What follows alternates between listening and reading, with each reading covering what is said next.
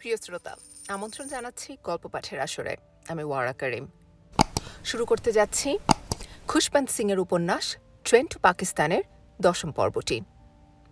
অনুবাদ করেছেন আবু জাফর। সঙ্গে থাকুন। অনেক ধন্যবাদ। সাব ইন্সপেক্টর সাহেব এ ধরনের ভাষণ শুনে অভ্যস্ত। এসব কথা যে ম্যাজিস্ট্রেট সাহেবের মনের কথা নয়, তাও তিনি জানেন। কিন্তু হুকুম চাঁদ তার কথা বুঝতে পারলেন না। এটা সত্যি বিস্ময়কর। তিনি কখনো কোনো কথা সোজাভাবে বলেন না। এটা তার কাছে বোকামি বলে মনে হয়। তার কাছে কূটনীতির আর্ট হল সহজ কথা কোনো কিছুর সাথে জড়িয়ে বলা। এর ফলে কেউ কখনো কোনো বিপদে পড়ে না। তিনি কথা বলেছেন, এমন কথাও কেউ বলতে পারবে না। আবার একই সাথে প্রমাণিত হয় তার তীক্ষ্ণতা ও চালাকি। হুকুম চাঁদের মতো দক্ষ কেউ নেই যিনি পরোক্ষে অসম্মানজনক ইঙ্গিত করতে সমর্থ। আজ সকালে তিনি তার মনকে বোধহয় বিশ্রামে রেখেছেন। গতকাল আপনার চন্দননগর যাওয়ার কথা ছিল, সাব ইন্সপেক্টর সাহেব বললেন। তিনি যে সমস্যার সম্মুখীন হয়েছেন সেদিকে আলোচনার মোড় ঘোরাবার জন্য তিনি বললেন, আমি যদি 5 মিনিট পরে যেতাম তাহলে একজন মুসলমানের জীবনও রক্ষা পেত না। আমি যাওয়াতে একজন লোকও মারা যায়নি। সবাইকে আমি বাইরে নিয়ে যেতে পেরেছি। সাব ইন্সপেক্টর সাহেব একজন লোকও এবং সবাইকে এই শব্দ দুটোর ওপর বেশ জোর দিলেন। হুকুম চাঁদের প্রতিক্রিয়া তিনি লক্ষ্য করলেন। সাব ইন্সপেক্টর সাহেব দেখলেন তার কথায় কাজ হয়েছে। হুকুম চাঁদ তার চোখের কোণা রগড়ানো বন্ধ করলেন। অতি সাধারণভাবে তিনি একটা কথা জিজ্ঞাসা করলেন, ভাবখানা যেন তিনি শুধু তথ্য জানতে চাচ্ছেন। তার মানে আপনি বলতে চান চন্দননগরে আর একটাও মুসলমান পরিবার নেই? না স্যার, একটা পরিবারও নেই। আমার মনে হয় ঝামেলা মিটে গেলে ওরা ফিরে আসবে, হুকুমচাঁদ বললেন। হতে পারে। ওরা ফিরে এসে আর কিছুই পাবে না। ওদের ঘরবাড়ি সব পুড়িয়ে ফেলা হয়েছে, আর না হয় দখল হয়ে গেছে। কেউ যদি ফিরেও আসে তাহলে তার জীবনের নিরাপত্তার গ্যারান্টি কে দেবে? সাব ইন্সপেক্টর সাহেব উত্তর দিলেন, এ অবস্থা চিরদিন থাকবে না। আপনি দেখছেন অবস্থার পরিবর্তন হচ্ছে। 1 সপ্তাহের মধ্যে তারা চন্দননগরে ফিরে আসবে। মুসলমান ও শিখরা আবার এক কলসির পানি পান করবে। হুকুমচাঁদের আশাবাদ যে ঠিক নয় তা তিনি নিজেই বুঝতে পারলেন তার কণ্ঠস্বরে। সাব ইন্সপেক্টর সাহেবও বুঝলেন। আপনি হয়তো ঠিকই বলছেন স্যার, তবে সবকিছু ঠিক হতে কমপক্ষে 1 সপ্তাহ সময় লাগবে। চন্দননগরের উদ্বাস্তুদের আজ রাতে ট্রেনে করে পাকিস্তান নিয়ে যাওয়া হচ্ছে। ভগবান জানেন কতজন জীবিত অবস্থায় ব্রিজ পার হতে পারে। যারা চলে যাবে তারা খুব তাড়াতাড়ি ফিরে আসবে বলে মনে হয় না। সাব ইন্সপেক্টর সাহেব এবার আসল কথাটাই বললেন। হুকুমচাঁদের চেহারা বিবর্ণ হয়ে গেল। তিনি তার কৃত্রিম গাম্ভীর্য আর বজায় রাখতে পারলেন না। চন্দননগরের উদ্বাস্তুরা আজ রাতে ট্রেনে যাচ্ছে, এ কথা আপনি কোথায় শুনলেন? তিনি জিজ্ঞাসা করলেন। ক্যাম্প কমান্ডারের কাছ থেকে আমি কথা শুনেছি। ক্যাম্পে আক্রমণ করার একটা আশঙ্কা ছিল, সে কারণে তিনি প্রাপ্ত প্রথম ট্রেনেই উদ্বাস্তুদের পাঠিয়ে দিচ্ছেন। তারা কেউ না গেলে তাদের বেঁচে থাকার সম্ভাবনা কম। তারা যাওয়ার সিদ্ধান্ত নিলে এবং ট্রেনটা যদি দ্রুত পার হয়ে যেতে পারে তাহলে অনেকের বাঁচার সম্ভাবনা আছে। ট্রেনটিকে লাইনচ্যুত করার পরিকল্পনা ওদের নেই। ওদের পরিকল্পনা ট্রেনটি পাকিস্তান যাবে মৃতদেহ নিয়ে। আকস্মিক বিপর্যয় এড়াবার জন্য হুকুমচাঁদ যেন চেয়ারের হাতল ধরলেন। ক্যাম্প কমান্ডারকে আপনি সতর্ক করে দিচ্ছেন না কেন? তিনি উদ্বাস্তুদের না পাঠানোর সিদ্ধান্ত নিতে পারেন। স্যার, ধৈর্যের সাথে ব্যাখ্যা করে সাব ইন্সপেক্টর সাহেব বললেন, ট্রেনে সম্ভাব্য আক্রমণের ব্যাপারে আমি তাকে কিছুই বলিনি। কারণ তিনি যদি উদ্বাস্তুদের না পাঠাবার সিদ্ধান্ত নেন তাহলে পুরো ক্যাম্পটি নিশ্চিহ্ন করা হতে পারে। 20 থেকে 30 হাজার উন্মত্ত গ্রামবাসীর রক্তের জন্য অস্ত্র হাতে ঘুরে বেড়াচ্ছে। আমার অধীনে 15 জন পুলিশ আছে। ওরা কেউ শিখদের লক্ষ্য করে গুলি ছুড়বে না। উন্মত্ত গ্রামবাসীকে যদি আপনি আপনার প্রভাব খাটিয়ে নিরস্ত্র করতে পারেন তাহলে আমি ক্যাম্প কমান্ডারকে ট্রেনের সম্ভাব্য আক্রমণের কথা বলে উদ্বাস্তুদের না পাঠাবার অনুরোধ জানাতে পারি। সাব ইন্সপেক্টর যেন এবার তার তল পেটে আঘাত করলেন।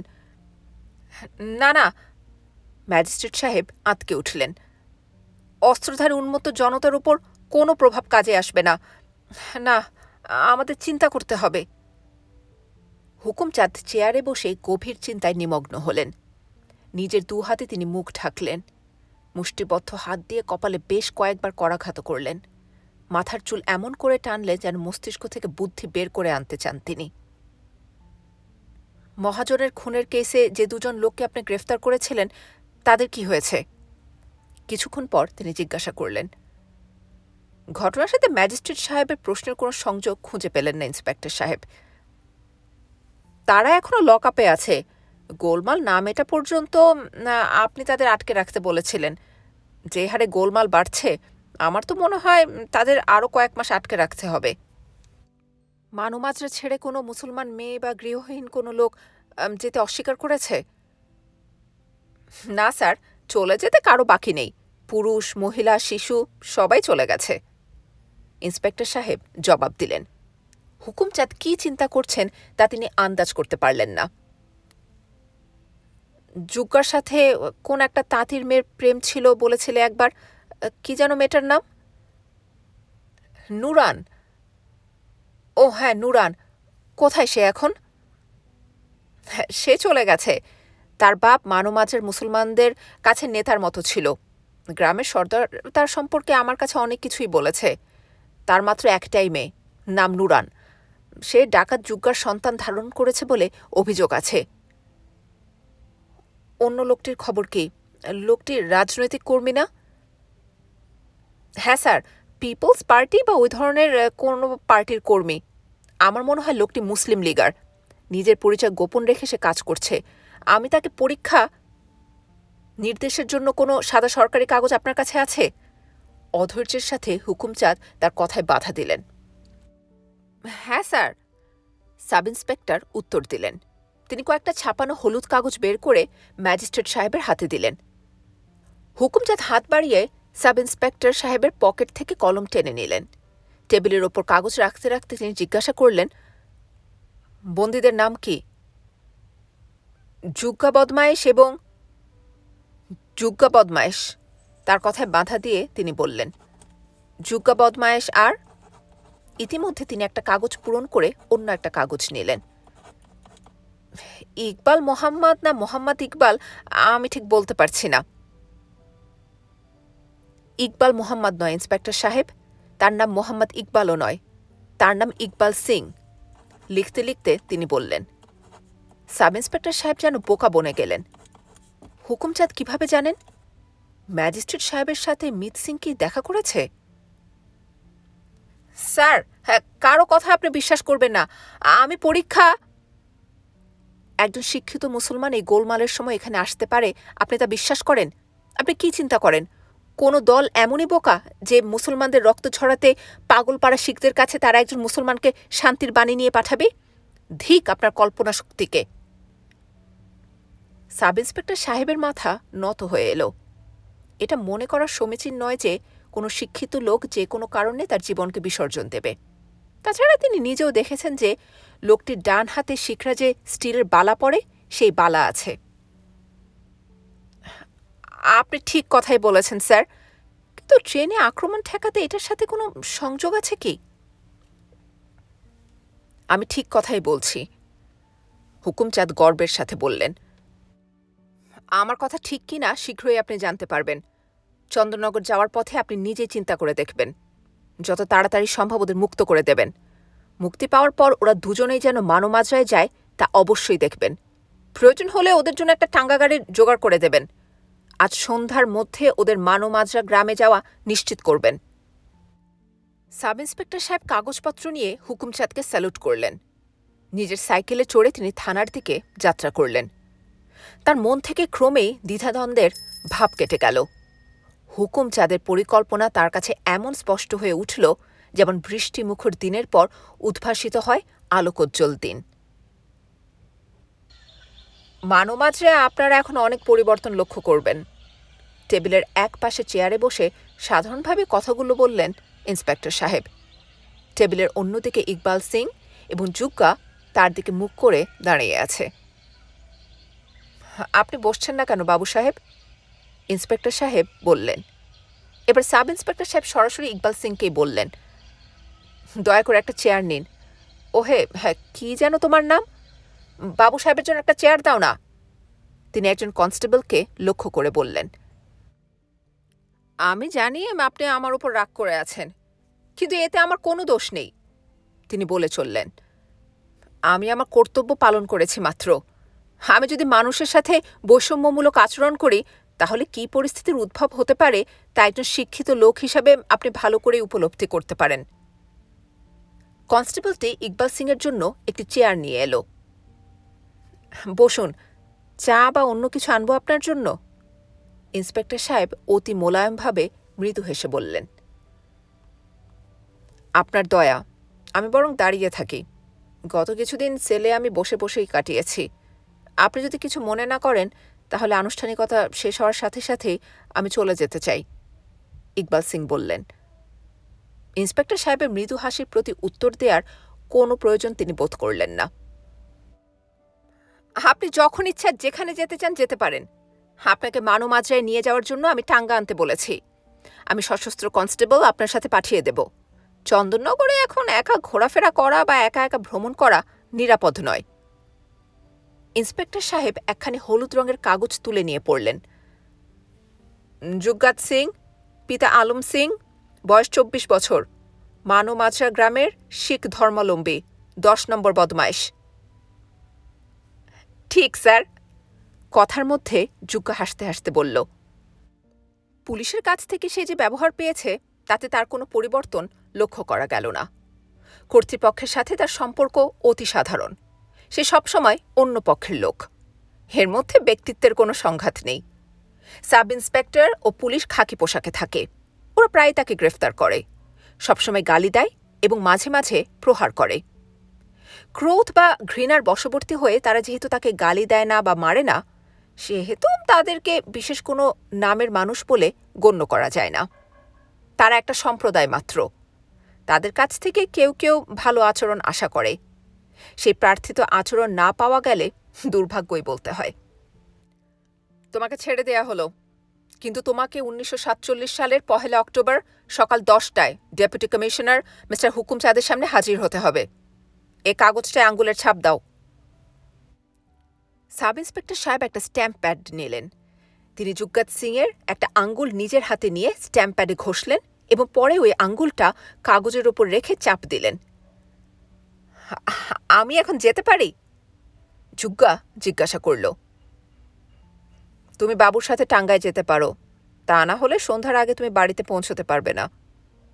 যুগ্গার দিকে তাকিয়ে তিনি আস্তে আস্তে বললেন, মানমাত্রা এখন আর আগের মতো নেই। মানমাত্রার পরিস্থিতি নিয়ে সাব ইন্সপেক্টরের কথায় দুজনের কেউ আগ্রহ প্রকাশ করল না। সাব ইন্সপেক্টর সাহেব আরেক খণ্ড কাগজ নিয়ে পড়লেন। মিস্টার ইকবাল সিং, সমাজকর্মী। ইকবাল কাগজটার দিকে ঘৃণাপূর্ণ দৃষ্টিতে তাকালেন। মুসলিম লীগের সদস্য মোহাম্মদ ইকবাল নয়? আপনারা দেখছি ইচ্ছা মতো তথ্য ও দলিল পরিবর্তন করেন। সাব ইন্সপেক্টর সাহেব কপট হাসলেন। সবাই ভুল করে, মানুষ মাত্রই ভুল করে। ক্ষমা করা স্বর্গীয় গুণ। ইংরেজিতে তিনি কথাগুলো বললেন। আমি আমার ভুল স্বীকার করছি। আপনার অসীম দয়া, ইকবাল বললেন। আমার ধারণা ছিল ভারতীয় পুলিশ ভুল করে না। আপনি বোধহয় আমাকে নিয়ে কৌতুক করছেন। আপনি বুঝতে পারছেন না, আপনি আপনার মিশন অনুযায়ী বক্তৃতা করার সময় উন্মত্ত শিখদের হাতে ধরা পড়লে তারা আপনার যুক্তি মানত না। আপনার লিঙ্গের চর্ম কাটা হয়েছে কিনা তা দেখতেও এবং আপনার কাপড় খুলে ফেলত। দাড়ি ও লম্বা চুল নেই এমন লোককে পরীক্ষা করার জন্য তারা এই ধরনের পরীক্ষাই করে থাকে। এরপর তারা আপনাকে মেরে ফেলত। আমার প্রতি আপনার কৃতজ্ঞ থাকা উচিত। ইকবালের কথা বলার মন ছিল না। তাছাড়া ওই বিষয়টা নিয়ে তিনি কারোর সাথে আলাপ করতেও চান না। ওই বিষয়ে সাব ইন্সপেক্টর সাহেবের উলঙ্গ আলোচনার বিরুদ্ধে তিনি তার ক্ষোভ প্রকাশ করলেন। মানমাত্রায় আপনারা একটা বিরাট পরিবর্তন লক্ষ্য করবেন। সাব ইন্সপেক্টর সাহেব আরও একবার তাদের স্মরণ করিয়ে দিলেন। যুগ্গা বা ইকবাল কেউ এ ব্যাপারে আগ্রহ প্রকাশ করলেন না। ইকবাল তার হাতের বইখানি টেবিলের উপর রেখে বিদায় বা ধন্যবাদ না জানিয়ে চলে গেলেন। যুগ্গা খালি পায়ে মেঝের ওপর ছিল। জুতা পায়ে দিয়ে সেও যাওয়ার উপক্রম করল। মানমাত্রা থেকে সব মুসলমান চলে গেছে, নাটকীয়ভাবে সাব ইন্সপেক্টর বললেন।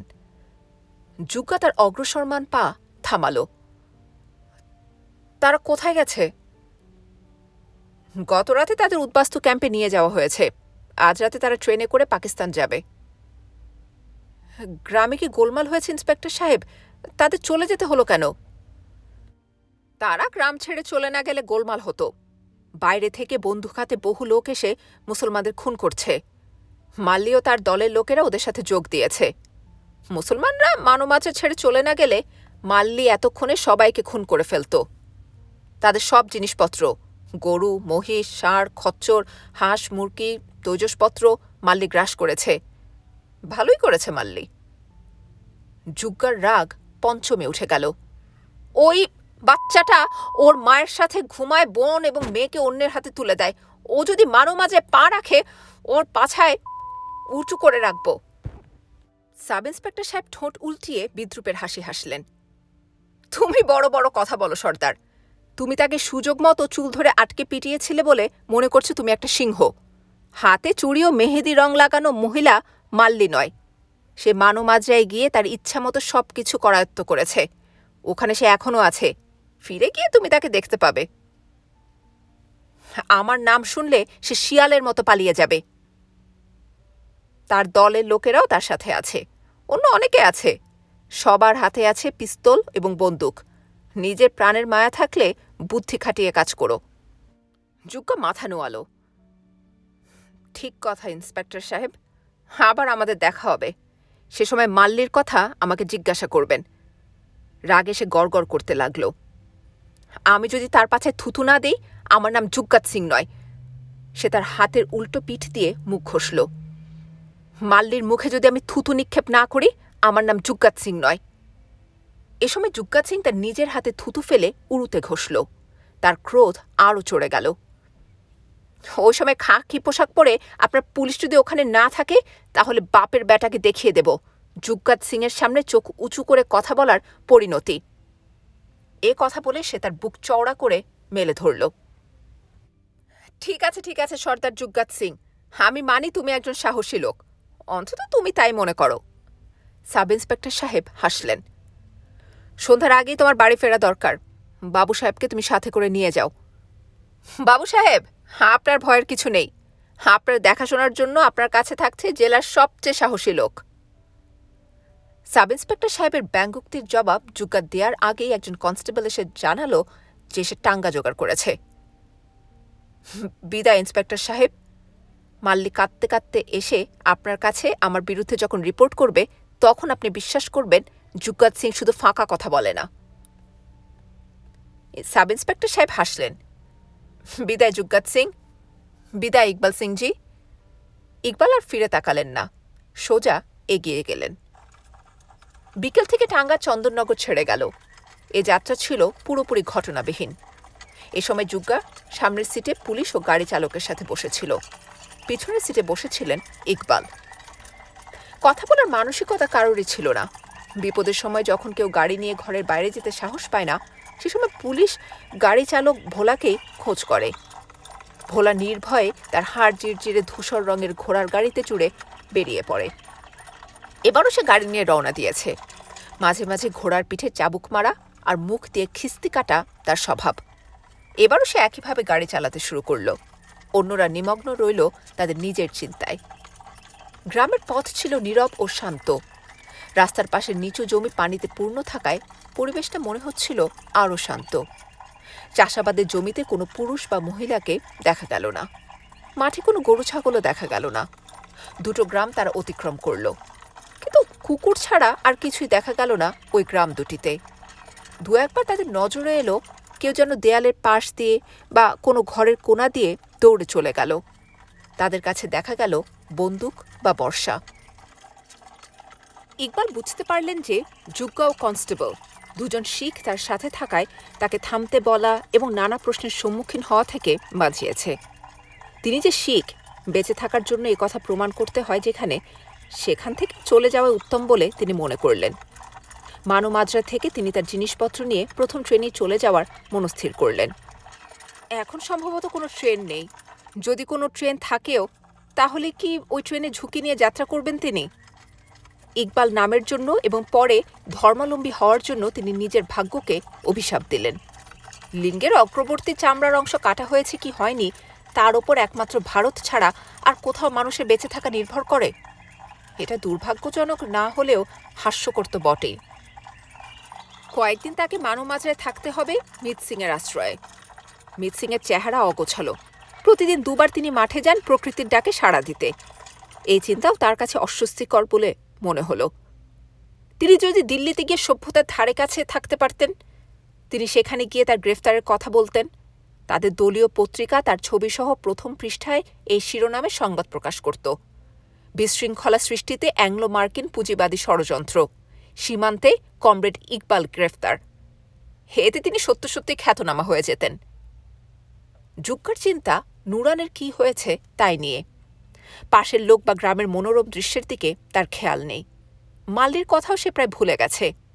তার মনে একটা ক্ষীণ আশা রয়েছে, নুরান এখনও মানবমাজরায় আছে। ইমাম বক্স চলে যাক, এটা গ্রামের কেউ চায় না।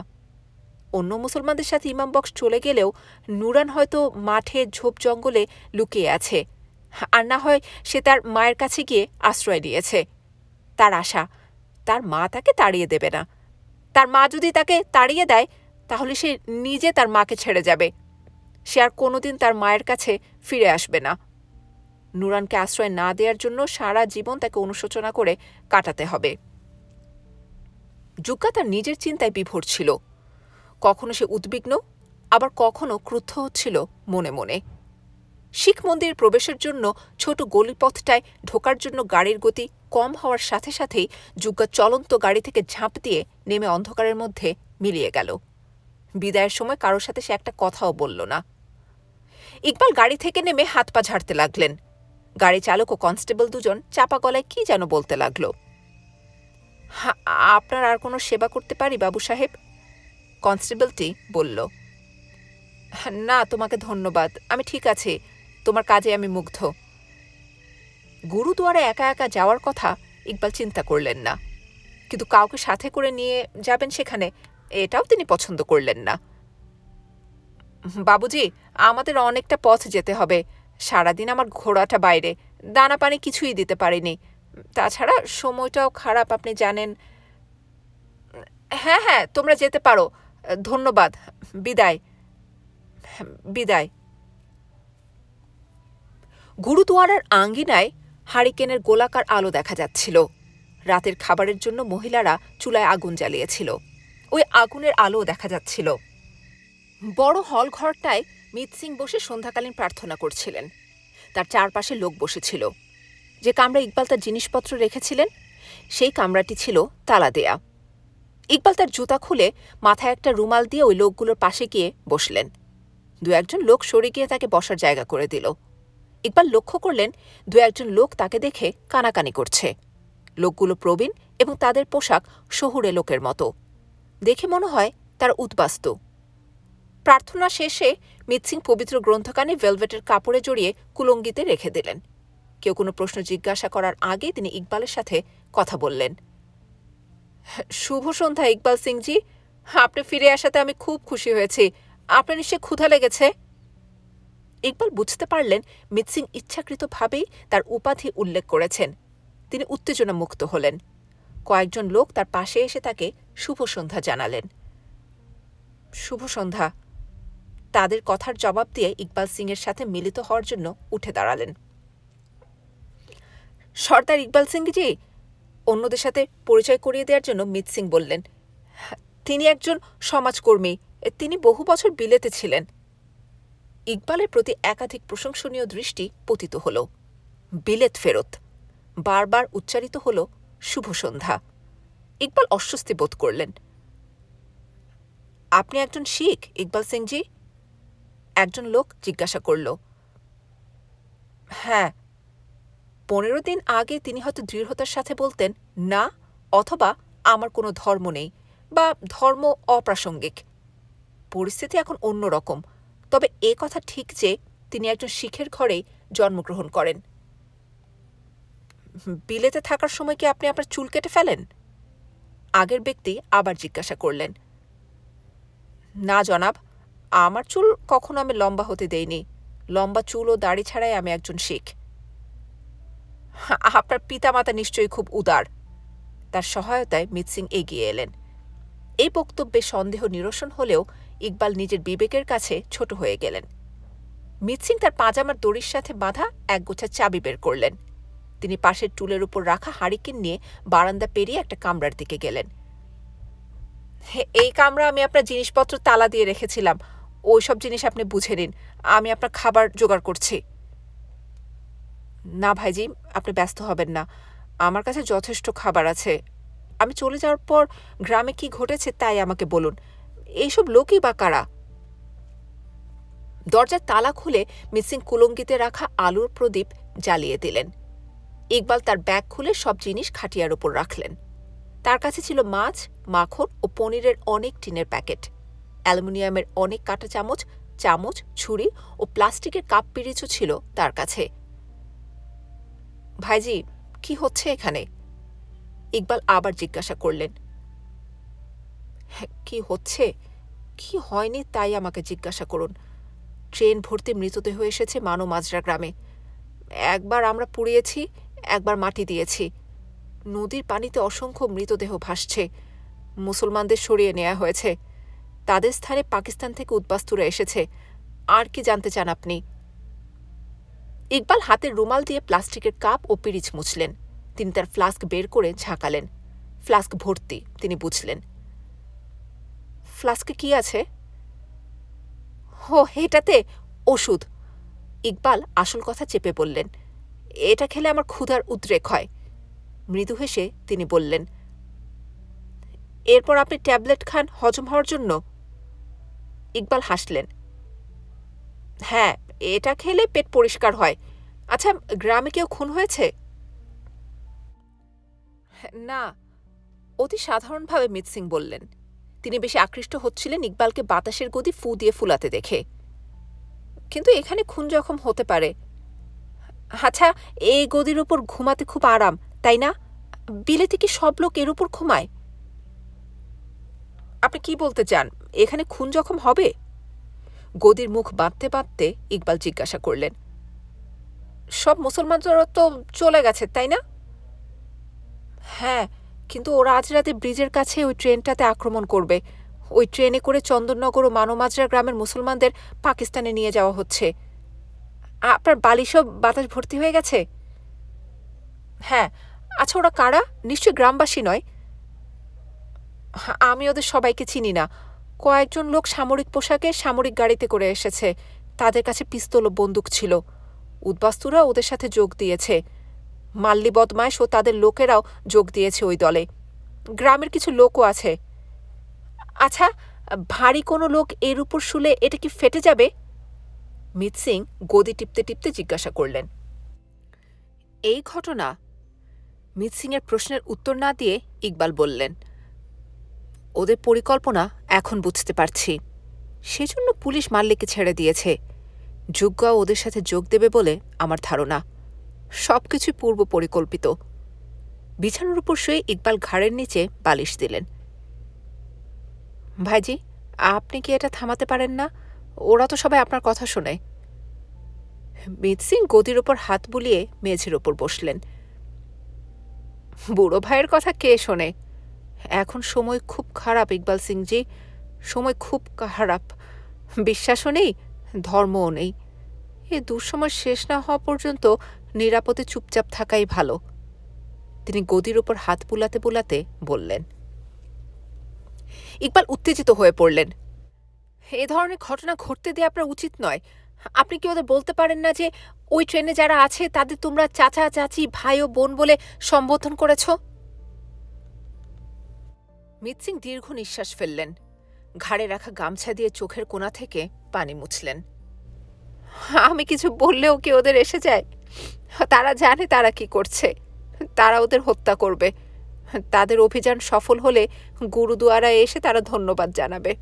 তারা পাপ মুক্তির জন্যেও প্রার্থনা করবে। ইকবাল সিংজি, এখন আপনি আপনার কথা বলুন। আপনি কি ভালো ছিলেন? থানায় পুলিশ কি আপনার সাথে ভালো ব্যবহার করেছে? হ্যাঁ হ্যাঁ, আমি ভালো ছিলাম। মিত সিংকে থামিয়ে দিয়ে ইকবাল বললেন, কেন আপনি কিছু করছেন না? আপনি কিছু একটা করুন। আমার ক্ষমতা অনুযায়ী আমি করেছি। কোনটা ঠিক আর কোনটা ঠিক নয় তা লোকদের বলাই আমার কাজ। তার যদি অন্যায় কাজ করতে এগিয়ে যায়, আমি ভগবানের কাছে তাদেরকে ক্ষমা করার প্রার্থনা করব। আমি শুধু প্রার্থনা করতে পারি। বাকি কাজ করতে পারে পুলিশ ও ম্যাজিস্ট্রেট, আর পারেন আপনি। আমি আমি কেন? অবাক বিস্ময়ে ইকবাল তাকে বললেন, এখানে আমি কি করতে পারি? এসব লোককে আমি চিনি না। তারা একজন অচেনা লোকের কথা শুনবেই বা কেন?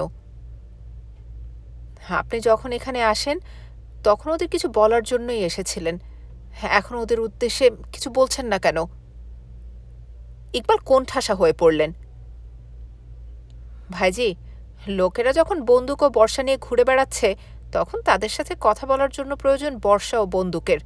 এটা যদি আপনি না করতে পারেন তাহলে তাদের পথের সামনে থেকে সরে দাঁড়ানোই ভালো। আমিও ঠিক ওই কথাই বলছি। আমি মনে করেছিলাম সমস্যার সমাধানে আপনি আপনার ইউরোপীয় জ্ঞান কাজে লাগাবেন। আপনার জন্য কিছু সবজি এনে দেই এখন। আমি কিছুক্ষণ আগে রান্না করেছি। মেঝে থেকে দাঁড়াতে দাঁড়াতে বললেন মিত সিং।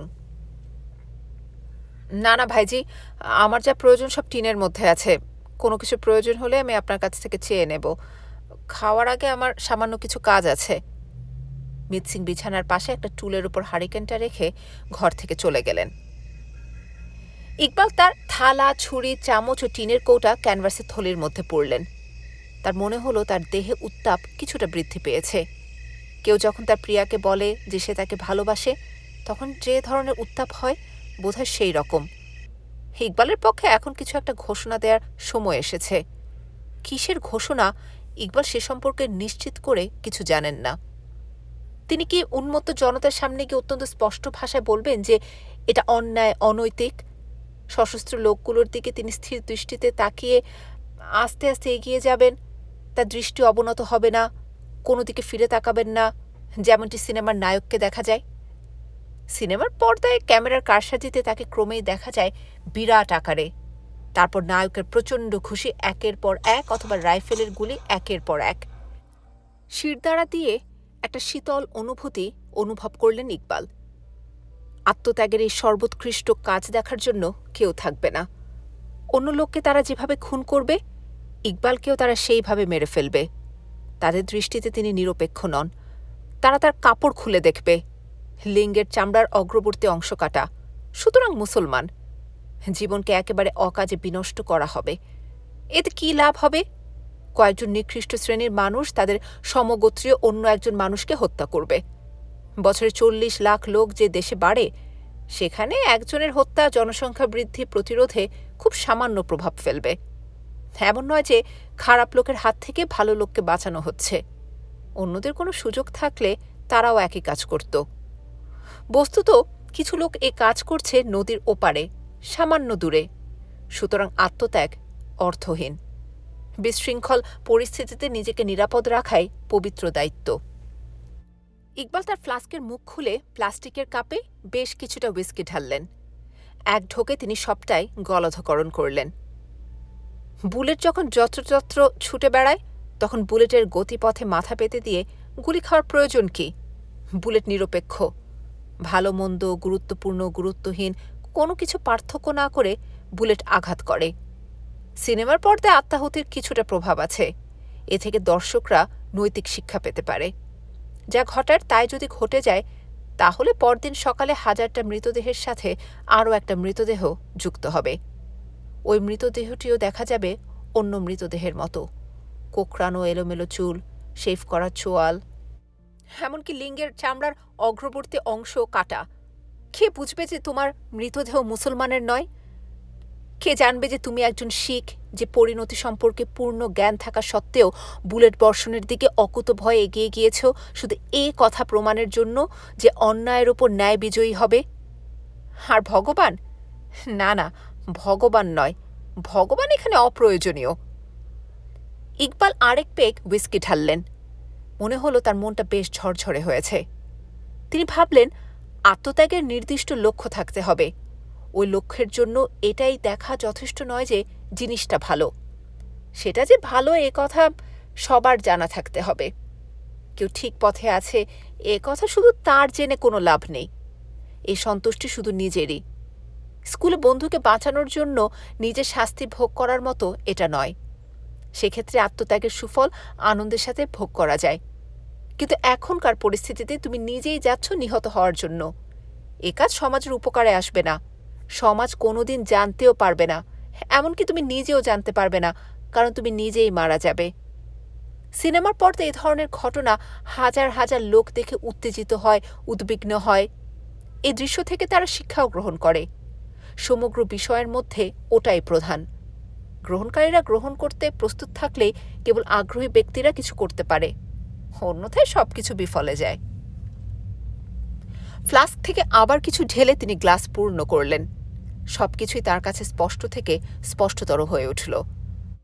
তোমার যদি সত্যি সত্যি বিশ্বাস হয় অবস্থার এমন অবনতি ঘটেছে যাতে তোমার প্রথম কাজ হলো নিজেকে বিসর্জন দেয়া, স্লেট থেকে সবকিছু পরিষ্কার করে মুছে ফেলা, তাহলে বিসর্জনের মতো সামান্য কাজ তোমার করা উচিত নয়। তোমার প্রথম কাজ হবে যারা আগুন ছড়াচ্ছে তাদের উপেক্ষা করা, তাদের প্রতি নৈতিক উপদেশ বর্ষণ করে নয়, এমন প্রবল প্রমত্তা ঢেউ প্রবাহিত করতে হবে যাতে স্বার্থপরতা, অধৈর্য, লোভ, মিথ্যা, চাটুকারিতার মতো সব ঘৃণ্য বস্তু ডুবে যায়। প্রয়োজন হলে রক্ত দিতে হবে। ভারতীয় জনগণ কিছু কিছু প্রতারণার সাথে ওতপ্রোতভাবে জড়িত। ধর্মের কথাই ধরুন। হিন্দুদের কাছে ধর্ম জাতিভেদ প্রথা ও গরুকে বাঁচাও ছাড়া আর বিশেষ কিছু নয়। মুসলমানদের কাছে ধর্ম সুন্নত করা আর গরুর গোশত। শিখদের কাছে লম্বা চুল আর মুসলমানদের প্রতি ঘৃণা। খ্রিস্টানরা মনে করে হিন্দুত্ব আর সোলার টুপি অঙ্গাঙ্গিভাবে জড়িত। পার্সিদের কাছে ধর্ম হল অগ্নিপূজা করা আর শকুনিকে আহার করানো।